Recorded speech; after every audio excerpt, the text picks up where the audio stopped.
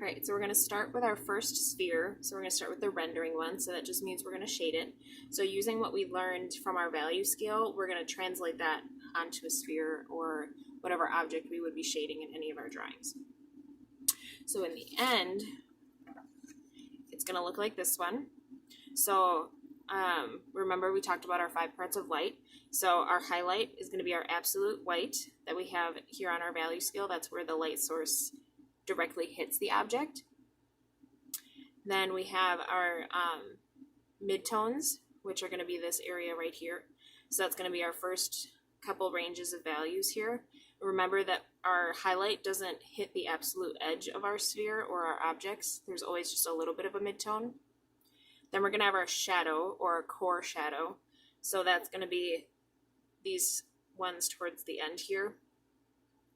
Our darkest areas of value, and then our reflected light down here on the bottom is the light that hits from the surface it's sitting on and reflects back up onto the object. And then finally we have our cast shadow, which will be our darker values that are from the bottom of the value scale too. All right, so same as before, you're going to want to use a number 2 pencil. And just like we did with the value scale, you're going to want to start with your darkest areas. So think about like a crescent moon shape, and we're going to start towards the center on the ball here. And our crescent shape is going to round out facing our light source. So I'm going to make sort of like this belt.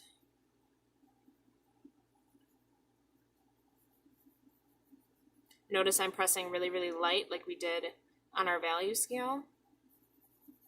Keeping with that circle motion, I'm holding my pencil sideways so that way I can use the edge of my graphite instead of the tip.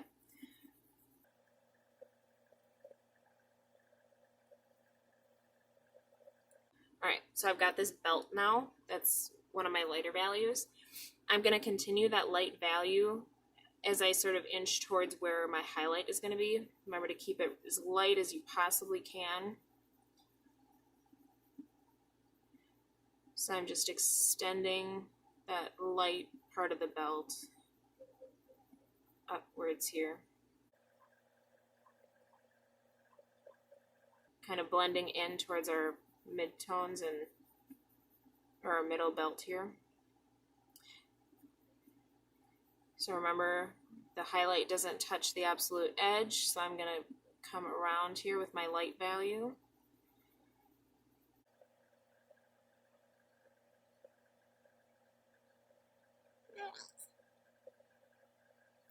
All right, so that I'm going to leave white, so that's going to be my highlight. That's where my light source hits my hits the surface of my object. So I'm going to come back towards my core shadow here that we started working on, and I'm going to darken it up. So I'm going to add another layer of graphite. So remember, your darkest areas are going to be the farthest away from your light source. So down here is where we're going to have our darkest points. So I'll be adding more layers of graphite down there. I'm also going to fill in this reflected light with a light layer of graphite, kind of like what we did up here with the midtones. Our reflected light is never as bright as our highlight. It's like your second or third value. It's never pure white.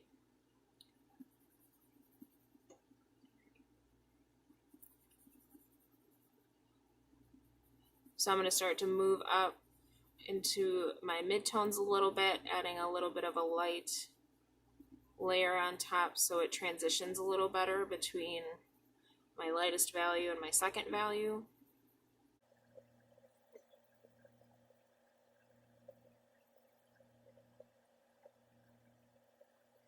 Remember, I'm keeping with that circular motion.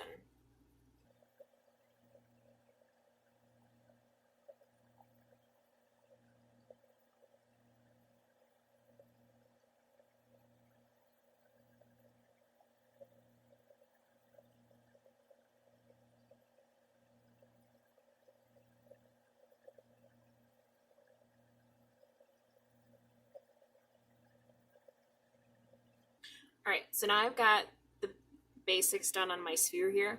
If I ever needed to go even darker based on what I'm seeing in an image, I can always continue to add more layers on top of it. There's never like a stopping point that you necessarily have to hit. So now we're going to jump into our cast shadow down here. So same thing. I'm going to start with my darkest points, which is going to be right at the edge here of my sphere.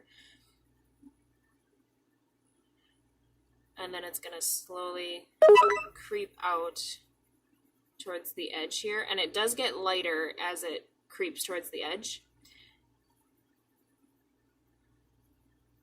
But it's always going to be darkest right underneath our object.